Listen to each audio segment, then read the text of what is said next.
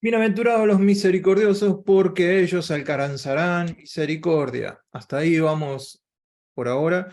Y hoy vamos a ver el versículo 7. Bienaventurados los misericordiosos, porque ellos alcanzarán misericordia. Lo vamos a dividir en tres partes.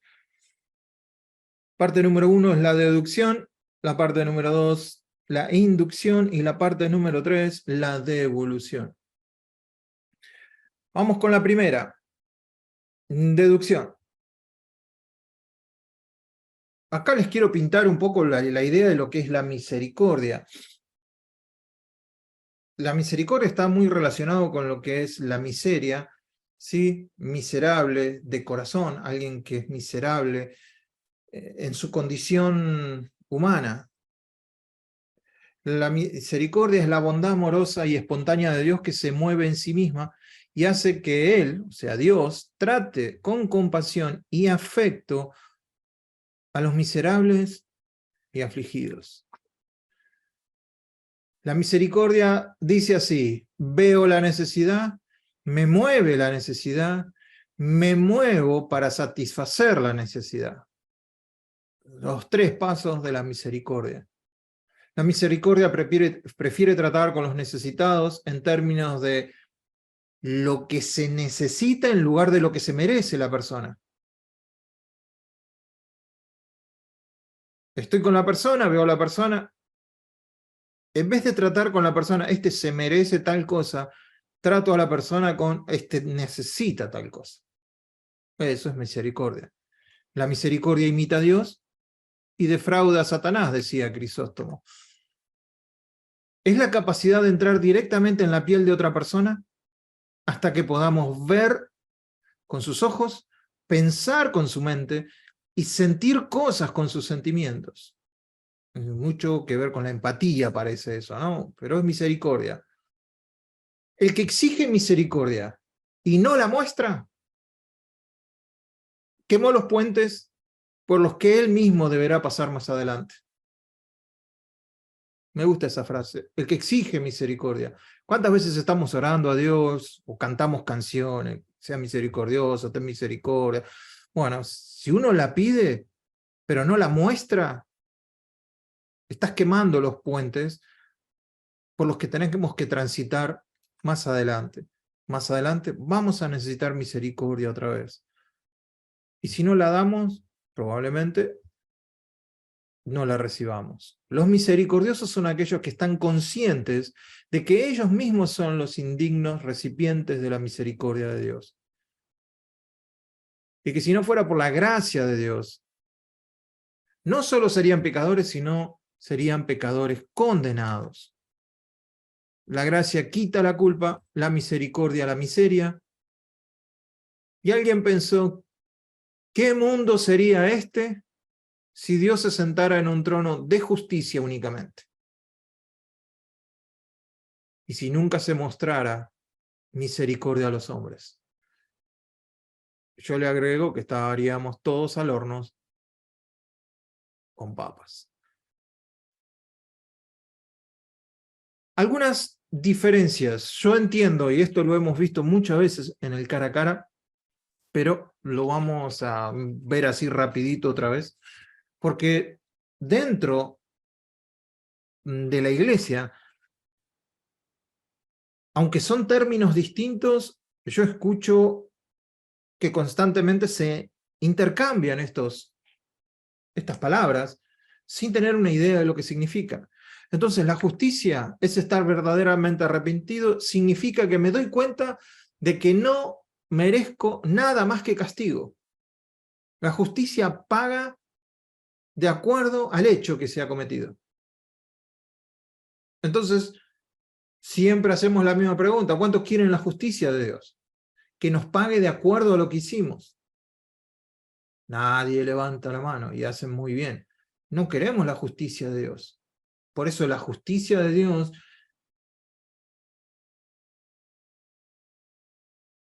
cayó sobre Jesucristo. Nosotros tenemos a Jesucristo, Él es nuestra justicia. Pero si hubiera caído sobre nosotros, nosotros tendríamos que haber muerto en la cruz, cada uno de nosotros. Entonces, lo que pedimos no es justicia de parte de Dios. Gracia se refiere al favor o la buena voluntad otorgada a una persona que no la merece. La salvación es gracia pura. No merecíamos ser salvos. Es un don y una gracia de Dios. La gracia está asociada con hombre en sus pecados.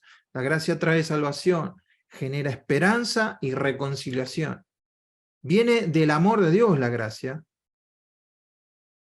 Su favor viene de su gran amor. Es un acto de amor incondicional. No pone condiciones Dios para amarnos. Él nos ama incondicionalmente. Al creyente, al no creyente, de tal manera amó Dios al mundo que ha dado a su Hijo unigénito. O sea, es incondicional. Ahora, para acceder a todo lo que Dios tiene, sí, la condición es que uno acepte a su Hijo. La gracia requiere la fe de Jesucristo como Señor y Salvador, y la gracia permanece disponible, siempre está disponible la gracia, sin importar cuántas veces uno tropiece en su caminar cristiano. La gracia está disponible. El favor de Dios para con nosotros está ahí cada vez que nos volvamos a Dios, no importa cuántas veces uno tropiece. En cambio, la misericordia está, fíjense, presten atención a esto. Ustedes que conocen más o menos de Biblia, ¿vieron alguna vez que Dios nos pida que tengamos gracia?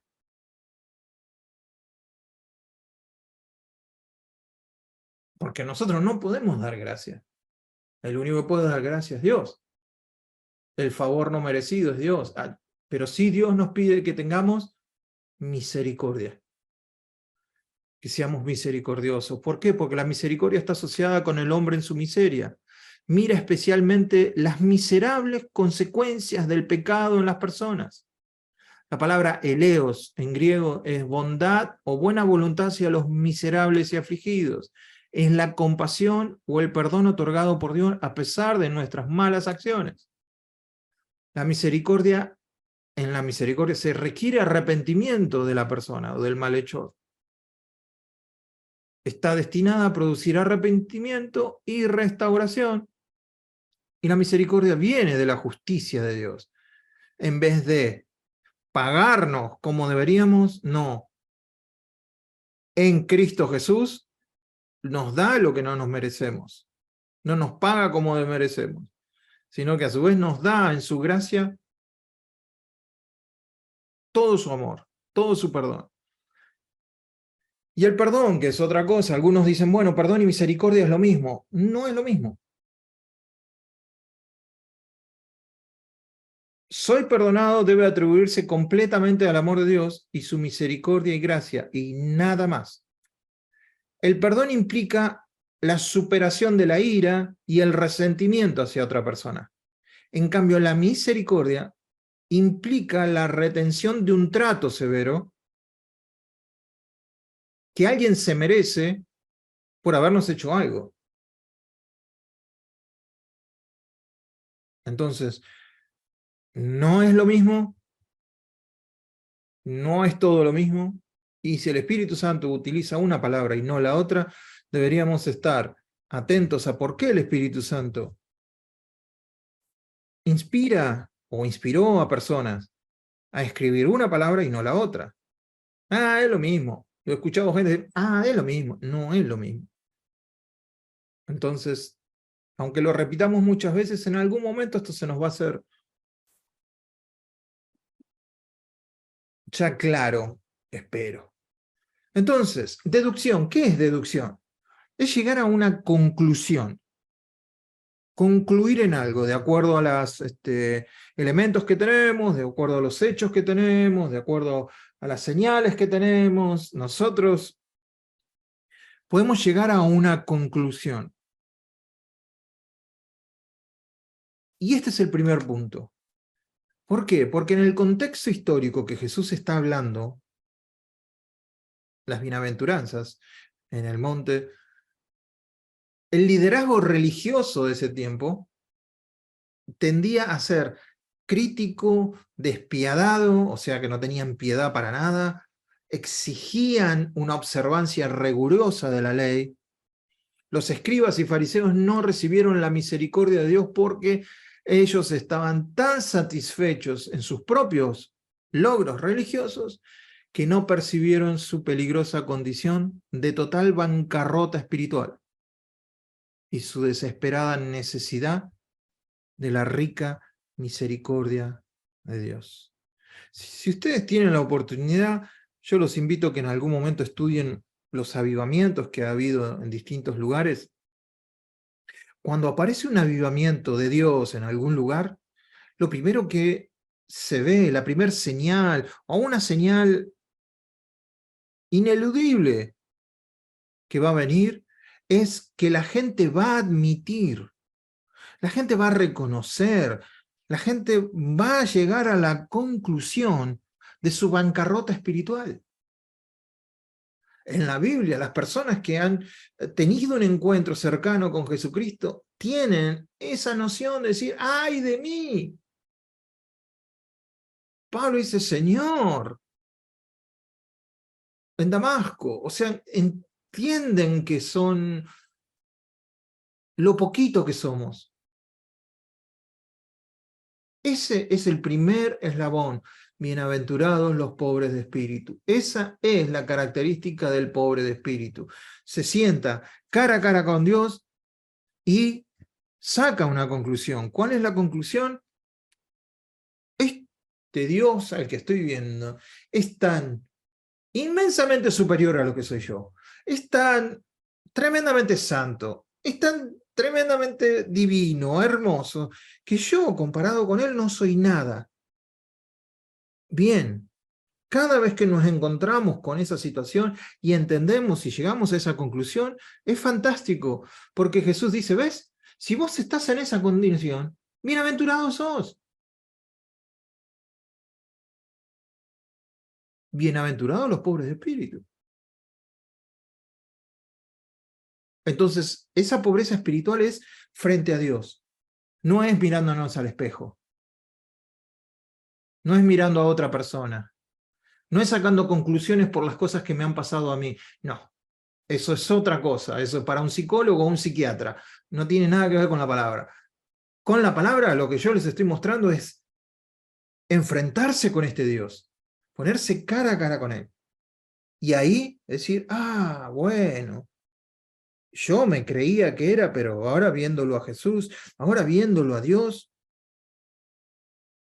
no se trata de ser o de controlar ser cristiano. Porque a mí muchas veces me han dicho, no, pero Eduardo, un cristiano no hace eso. Eduardo, los cristianos tenemos que hacer esto. Los cristianos se tienen que ver así. No se trata de controlar nuestro cristianismo. Más bien se trata de ser controlados, entiéndanme bien, ser controlados por un amor más grande que nos impulsa a tomar decisiones desde el corazón. No del caretaje de decir, no, ahora soy cristiano y quiero hacer esto porque los cristianos no hacen esto. No, no, no. Un encuentro cercano con Jesucristo, desde donde todo el centro de mi ser es cambiado, y no hago las cosas por miedo, no hago las cosas por vergüenza, no hago las cosas por manipulación, no lo hago porque la religión así lo pide. Es un control como el que dice Pablo, ya no vivo yo, mas Cristo vive en mí. ¿Ven el control? Ya no vivo yo, más Cristo vive en mí, y lo que vivo en la carne, lo vivo en la fe, o sea, en la revelación de las palabras de Cristo a mi vida. Ese es el mover.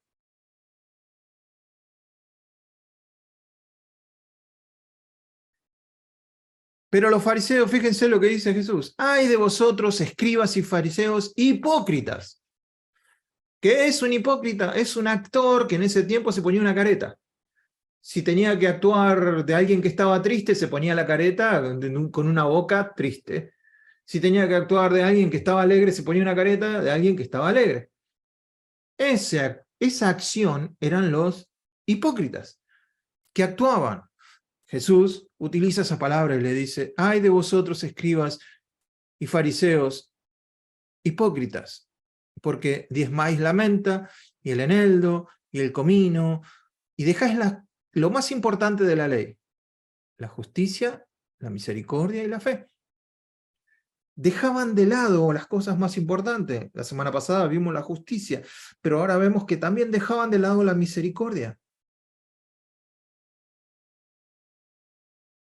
Entonces, la deducción que sacan los fariseos y escribas es, de cara a Dios, nosotros tenemos que cumplir la ley. Si cumplimos la ley estamos bien. Esa es su deducción. Y no son bienaventurados. Jesús los llama hipócritas. ¿Se dan cuenta la diferencia?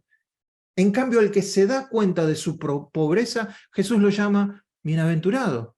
Al que cree que no tiene ningún tipo de pobreza y se cree que es rico en las cosas de Dios, Jesús lo llama hipócritas. Cuidado con este tipo de lectura del ojo por ojo, diente por diente. Ah, no, acá dice bienaventurado el misericordioso. Entonces, tengo que salir y hacer misericordia para que Dios haga misericordia conmigo. Esa es una lectura ojo por ojo, diente por diente, moderna. Tengo que hacer para recibir. Los resultados de estas cosas, estas características, no pasan cuando el hombre se ve a sí mismo de esa manera. Tiene que ser una revelación con Dios, tiene que ser una experiencia con Dios. Entonces, el cristiano, ¿qué va a decir? Tanto tiempo me han dicho a mí, o tanto tiempo yo, mejor me voy a poner yo en la situación. Yo, ¿cuántas veces dije, ahora que soy cristiano, tengo que tomar esta enseñanza y aplicarla? Eduardo hoy está enseñando de misericordia, mañana tengo que salir a hacer misericordia. No se trata de eso. Se trata de que si me falta misericordia, es que no tengo el concepto claro de quién soy a los ojos de Jesús. Eso es lo que tengo que cambiar. No ir a hacer algo por hacerlo.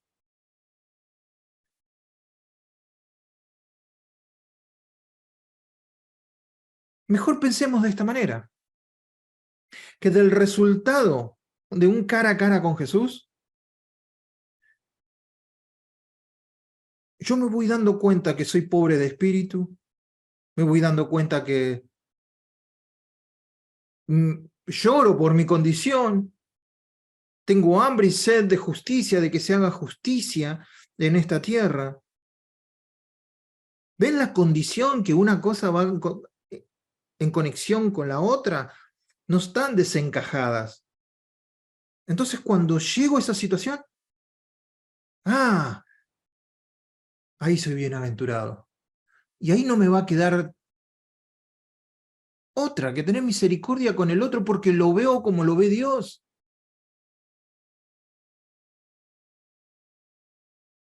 En un cara a cara con Jesús, si nosotros tenemos todos un cara a cara con Jesús, ninguno de nosotros tiene ventaja sobre el otro. Estamos todos separados de la gloria de Dios. Y lo que tenemos es por Jesucristo. Y en esa situación no hay ninguno mejor que el otro. Somos todos perdonados por la sangre del Cordero. Somos todos pecadores perdonados. Somos todos hijos. Entonces, cuando yo miro la realidad y la miro de esa manera, entonces ahí soy bienaventurado porque tengo misericordia, porque entiendo, me estoy poniendo en los zapatos de la otra persona. Por el contrario, la persona cuya experiencia refleja estas bienaventuranzas es consciente de su bancarrota espiritual. Pobre de espíritu, se aflige por ello, bienaventurados los que lloran, tiene hambre y tiene sed de justicia por esa condición humana que tiene ante Dios. Y en esa condición humana, mira a los otros seres humanos, no por arriba del hombro como los fariseos y los escribas que eran hipócritas, sino que los miran casi en la misma condición. Entonces tu actitud hacia ellos va a ser misericordia. Entonces, en primer lugar, la deducción, yo espero que a través de estos estudios, nuestra deducción sea la de entender la pobreza espiritual, la pobreza que tenemos como seres humanos de cara a Dios. De cara a Dios. En Cristo ya somos otra cosa. Somos más que bendecidos, somos más que vencedores, estamos sentados en los lugares celestiales, tenemos las riquezas de Cristo, todo eso está fantástico. Pero a veces la carne nos engaña en todo eso. Decimos, todo eso que tengo en Cristo lo tengo yo. No, no lo tenés vos. Lo tiene Cristo para vos. Si vos estás en Cristo, lo tenés también. Pero en tu condición humana estás decadente.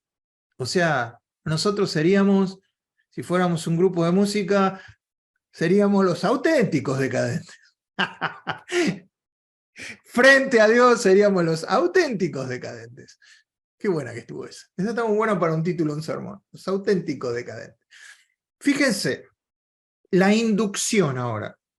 Ya dedujimos, bueno, estoy en esta condición. Ahora voy a intentar mirar hacia adentro para generar algo hacia otras personas. Y quiero llevarlos a este lugar. Cuando Dios se muestra a Moisés, fíjense qué dice Dios de sí mismo. Y Jehová descendió en la nube y estuvo allí con él. ¿Con quién? Con Moisés. Proclamando el nombre de Jehová. El nombre, su persona. Sus características. Eso es el nombre. Y pasando Jehová por delante de él, de Moisés, proclamó: Jehová, Jehová, yo soy fuerte, misericordioso y piadoso, tardo para la ira y grande en misericordia y verdad, que guarda misericordia a millares. Y después ya lo hemos visto esto, ¿no? De que perdona la iniquidad, la rebelión y el pecado, y que de ningún modo tendrá por inocente al malvado que visita la maldad, bueno, las generaciones, pero hace misericordia a millares. Ahí es donde nos tenemos que plantar. Fíjense, hasta yo me asombré de misericordioso, grande misericordia, y guarda misericordia a millares de millares, o millares de generaciones. Ahora, si alguien te pregunta, che, ¿qué características tiene tu papá? Y vos le podés empezar a decir, bueno, mi papá capaz que se murió o no se murió, pero mi papá era así, era así, hacía esto, hacía lo otro. Bueno, ahora tenés un papá en los cielos. ¿Qué característica tiene tu papá? Por lo que dice tu papá, 3 veces misericordioso, 3 veces santo, lo que quiere decir la misericordia en su estado de perfección, lo que quiere decir su santidad en estado de perfección, 3 veces, 3 veces, 3 veces. Acordémonos que en hebreo no tienen esa palabra que tenemos nosotros recontra hiper santo, no la usan. Como no tienen esa palabra, repiten la palabra santo, santo, santo. Misericordioso, misericordioso, misericordioso. Ahora, este es nuestro papá. ¿Estamos de acuerdo? Bueno, este es el hijo. Así que por cuanto los hijos participaron de carne y sangre, nosotros, él también participó de lo mismo. ¿Quién es él? Jesús. Jesús participó de lo mismo. ¿De qué es lo mismo? De carne y sangre. Por lo cual debía ser en todo semejante a sus hermanos. Jesús tenía que ser semejante en todo a nosotros. ¿Para qué? Sería la pregunta. Para venir a ser misericordioso. ¿Ven ahí otra vez? ¿Pueden sacar la deducción? ¿Cómo alguien puede ser misericordioso si no sufrió, si no estuvo en los zapatos del otro?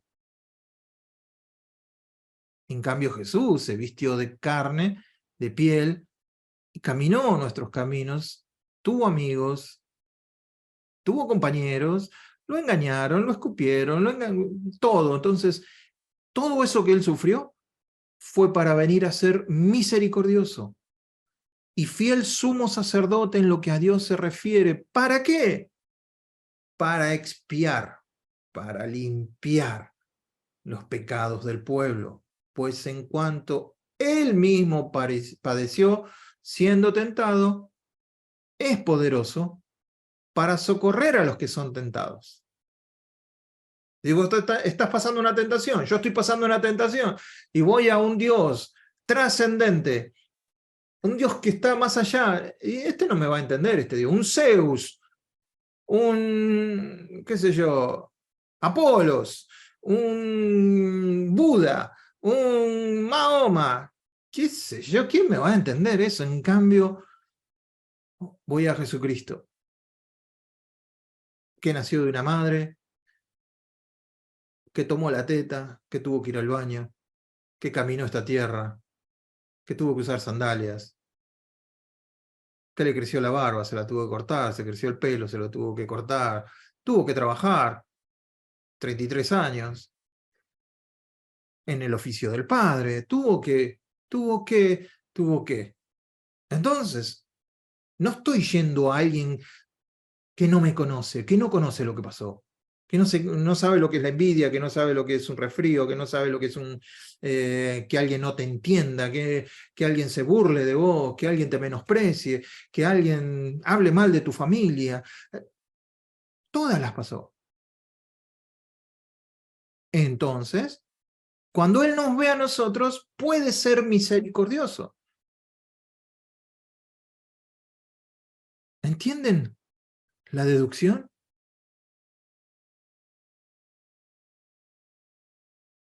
Por implicación, muchas de las cosas que pasamos nosotros es para poder ser misericordiosos también con otros.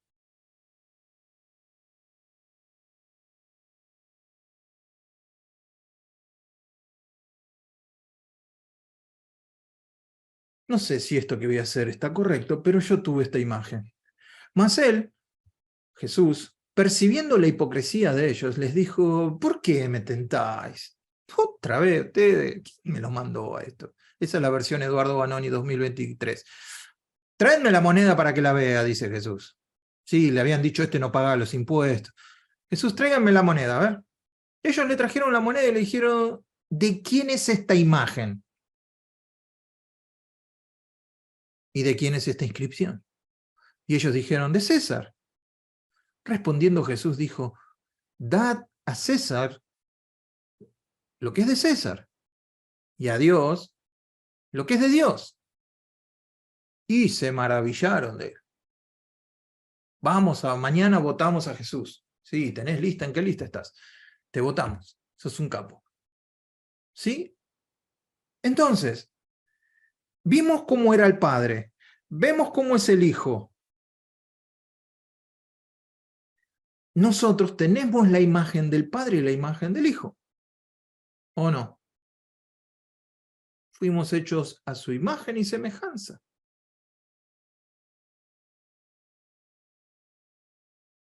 ¿Qué imagen tenemos nosotros? ¿La del César o la de Dios? Si Dios es misericordioso, ¿qué le tengo que pagar a Dios? Misericordia. Dale a Dios lo que es de Dios. ¿El perdón de quién vino? De Dios. Dale a Dios lo que es de Dios. El amor que tenés de parte de Dios, bueno, dale a Dios lo que es de Dios. Al gobierno, dale lo que pesos, pagale lo que le tenés que pagar, dale lo que le tengas que dar, pero a Dios dale lo que es de Él. Y no creo que sean pesos.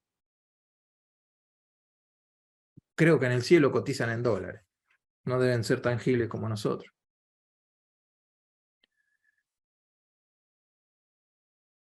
Fíjense, los celotes, toda gente que vivió en ese tiempo de Jesús, los celotes emplearon la violencia, la coerción y la fuerza para derrocar al imperio romano. Los saduceos se acomodaron con el gobierno, eran los sumos sacerdotes de ese tiempo. colaboraron con los señores romanos, eran títeres de ellos, trataron de manipular al pueblo para que se anduvieran bien con Roma. Los escribas tenían la ley y sus tradiciones, la certeza de estar haciendo un trabajo para Dios.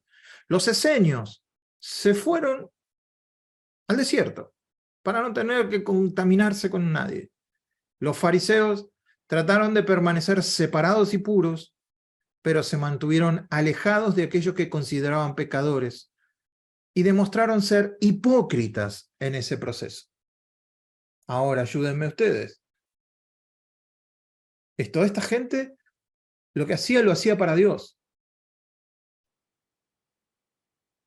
Iban al templo, hablaban de Dios, leían el Antiguo Testamento, tenían las fiestas. ¿Qué imagen mostraron?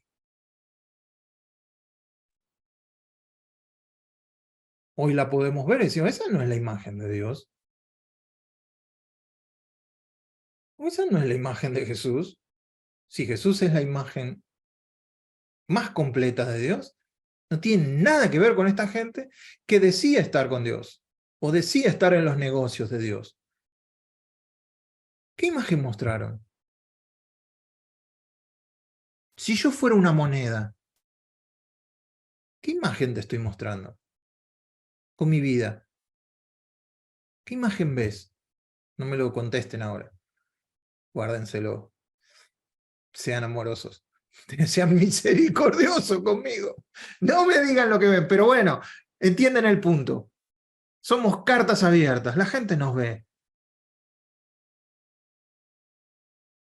Y eso es lo que tenemos que lograr hacer. Vernos como Dios nos ve para poder ver a los demás como, qué sé yo, el samaritano. Todos los demás que trabajaban en el templo lo vieron al pobre hombre que estaba ahí tirado. Ellos no lo vieron, o hicieron que no lo vieron. Estas personas que pasaron ahí cuando Jesús cuenta la parábola del samaritano eran las personas que tenían que haber hecho misericordia con esta persona, porque eran los que estaban hablando de Dios, eran los que iban al templo, los que predicaban, los que cantaban. Sin embargo, todos pasaron de largo porque tenían otras cosas que hacer. El samaritano no. En la pirámide para los judíos, Jesús puso la persona más baja, un samaritano. El samaritano hizo misericordia. Entonces, ¿quién tuvo la imagen de Jesús? El samaritano. El deudor que le debía le dice, no, bueno, le perdonó la deuda, y cuando salió de la cárcel fue a agarrar del cuello a otro que le debía mucho menos, y lo fue a agarrar del cuello para que le pagara. ¿Qué imagen tenía esa persona? Ahora a la cárcel ibas a pagar hasta el último centavo. No hiciste misericordia con el que tenías que hacer. Yo hice misericordia con vos y vos no hiciste misericordia con el otro.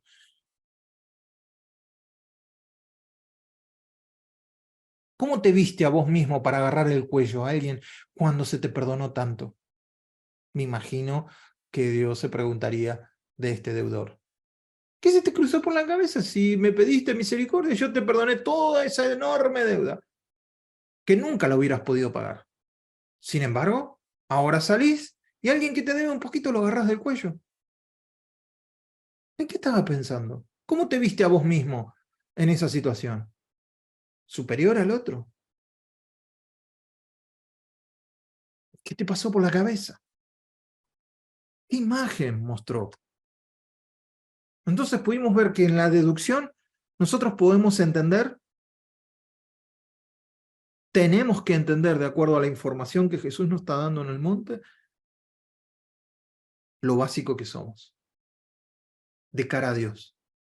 ¿Cuánto necesitamos de Dios? Porque Dios nos da y nos sostiene lo que nos da. No solo nos los da, sino que también es el sostenedor, es el dador y el sostenedor de las cosas.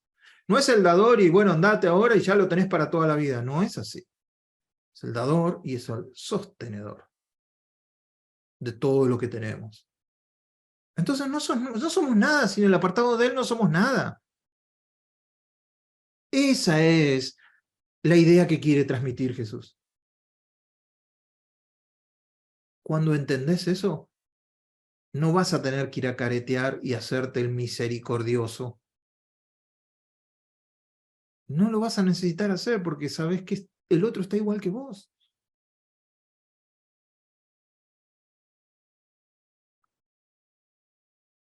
Por último, vamos a ver lo que es la devolución. Pero vosotros, amados hermanos, edificados sobre vuestra santísima fe, orando en el Espíritu, conservaos en el amor de Dios, esperando la misericordia de nuestro Señor Jesucristo para vida eterna. Algunos que dudan, convencedlos. Otros, salvadlos, arrebatándolos del fuego. Y a otros, tened misericordia con temor, aborreciendo aún la ropa contaminada por su carne. ¿Ven la actitud del creyente? No arrogancia, no superioridad, no orgullo. No, no, no. La única diferencia que tenemos con otras personas es a Cristo. Nos sacan a... Pues supongamos que de alguna manera nos pueden extirpar a Cristo. No somos nada. Bueno, eso es lo que quiere Jesús, que cuando vamos al Padre nos imaginemos esa situación. Sin Él no somos nada. Pero no porque Dios quiere tener una actitud, porque Él sabe, en ese caso no es orgullo, no es arrogancia, porque Él sabe que es el único que nos puede dar lo mejor que hay en el universo. No es que está compitiendo con otro Dios. Si Dios hubiera 2 o 3 dioses, Dios dijera, no, yo soy el mejor, háganme caso a mí, nosotros estaríamos dudando, diríamos, este es el Dios argentino, este se quiere hacer... No, pero es el único. Entonces cuando nos dice, acérquense a mí, vengan a mí, es porque sabe que vamos a tener lo mejor. Santiago 2, del 12 al 13 dice, así hablad y así haced, como los que habéis de ser juzgados. ¿Cuántos saben que vamos a ser juzgados? No para salvación o no salvación, sino vamos a ser juzgados por lo que habremos hecho, por la ley de la libertad, por la ley del que nos hizo libres. Porque juicio sin misericordia se hará con aquel que no hiciere misericordia. Y la misericordia triunfa sobre el juicio. Para mí eso es una frase, es una frase tremenda esa. La misericordia triunfa sobre el juicio. Entonces, es lo que yo, ahora me doy cuenta que algo que yo siempre decía es este versículo. Yo prefiero correr el riesgo de pecar amando a alguien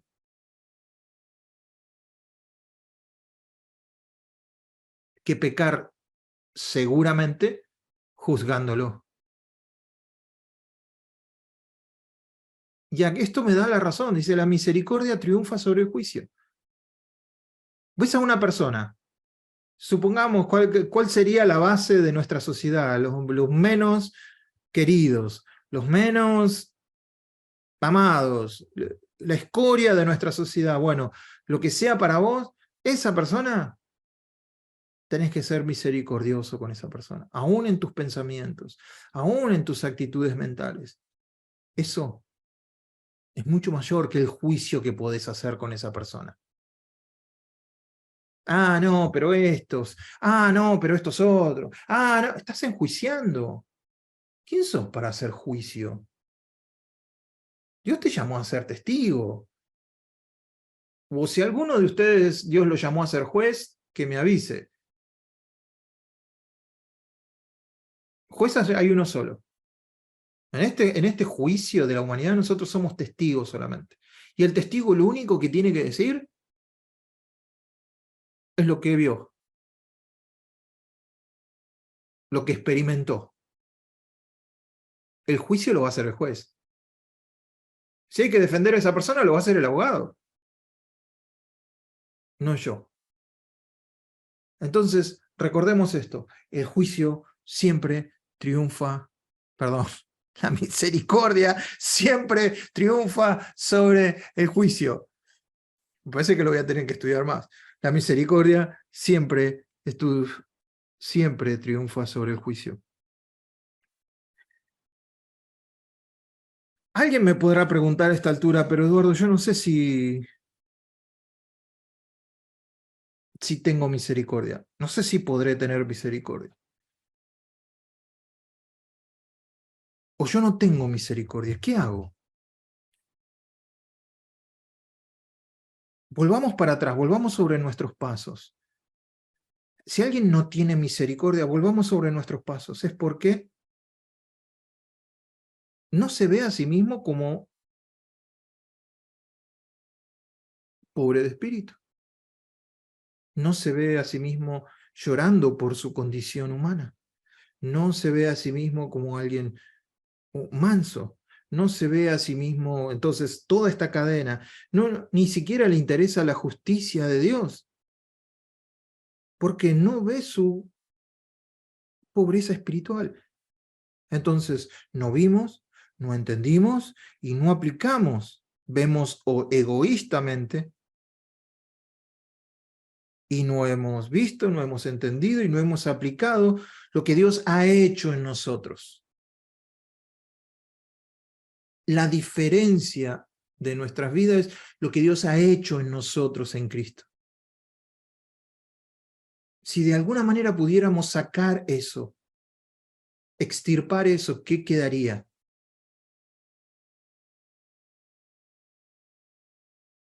La nada misma. Alguien digno, una miseria de persona. Un miserable. Y a cómo me gustaría que me viera alguien cuando esté en esa condición, con misericordia. Así como me vio Dios a mí, en un momento, muerto, perdido, lleno de barro, sin Dios, sin esperanza, yendo por la corriente de este mundo, sin nada. Sin embargo, no me juzgó. Me trajo, me llamó con amor, me atrajo con cuerdas de amor. Y a la hora en que yo presté un poquito de atención, gracias por el Espíritu Santo que me abrió un poquito la puerta, yo dije, bueno, sí. Y cuando eso ocurrió, apareció todo lo que estamos viendo los miércoles. Fui justificado legalmente, fui regenerado, tengo una nueva vida, soy santificado, empiezo a hacer las obras de Dios sin entenderlas, a veces pero las empiezo a hacer por el poder de Él. Y soy adoptado en su familia. Todo eso porque me miró con misericordia, no con ojos de juicio, sino con misericordia. Bienaventurados